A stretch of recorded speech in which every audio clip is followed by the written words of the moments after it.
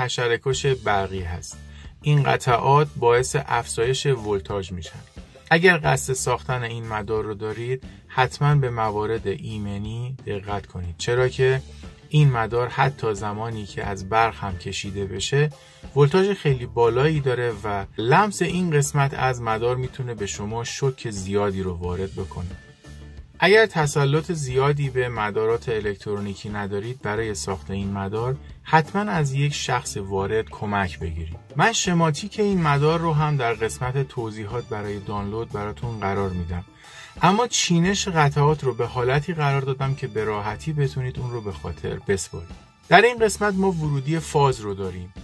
بعد از فاز ما به خاطر ایمنی بیشتر یک فیوز 1 آمپری قرار دادیم. با اینکه خروجی اگر اتصال کوتاه هم بشه باعث سوختن مدار نمیشه، اما برای ایمنی بیشتر وجود این فیوز 1 آمپری 250 ولتی لازمه. بعد از اینکه فاز از اینجا وارد مدار شد، ابتدا وارد یک مقاومت 100 اوهمی 1.2 واتی میشه.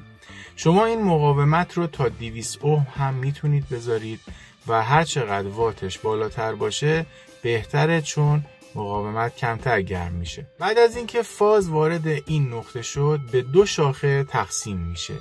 ما در اینجا یک خازن 1 میکروفارادی 400 ولت به بالا، یعنی شما میتونید 630 ولت هم بذارید ولی سعی کنید کمتر از 400 ولت نذارید، و یک خازن 680 نانوفارادی یا 68 میکروفارادی 630 ولتی هم در این نقطه قرار دادیم. برای هر کدوم از این خازن ها ما باید 2 تا دیود استفاده کنیم. دیودها از نوع معمولی و 1N4007 هستند. هر کدوم از خازن ها 2 تا دیود نیاز داره. دیودها با همدیگه سری شدن.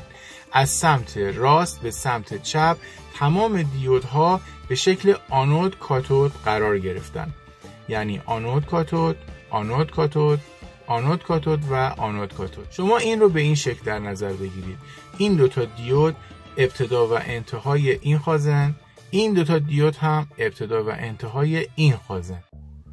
خروجی های مدار دقیقاً از 2 سر این 2 تا خازن گرفته میشه که یکیش این سیم هست و یکیش هم این سیم که به هم نزدیک شده برای اینکه مدار رو براتون تست کنم. این 2 تا قسمت مدار تقریباً قرینه هم هستن، با این تفاوت که تمام دیودها آنودشون سمت راست و کاتودشون سمت چپ قرار گرفته.